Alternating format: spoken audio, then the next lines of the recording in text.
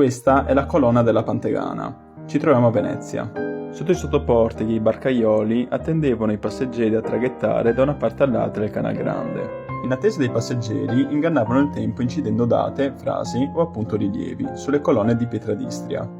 Tra tutti, quello che spicca più oggi è una grossa pantegana incisa profondamente su una colonna. Sopra la figura si trova incisa anche la data, 1643, del probabile avvistamento che venne considerato memorabile e degno di essere ricordato. Esisteva, prima su un palo d'approdo e poi sopra il capitello della stessa colonna della Pantegana, un busto di legno di un uomo con turbante alla moda araba chiamato dal popolo signor Emanuele Spinara. Doveva essere qualcosa di simile alla statua del signor Antonio Rioba in Campo dei Mori, al Marocco delle Pippone sulla base di una delle due colonne di Piazzetta San Marco e al Gobo del Rialto. Durante la notte, vicino a queste sculture, i veneziani lasciavano dei bigliettini dove si deridevano e si facevano beffe dei costumi, delle persone e delle istituzioni.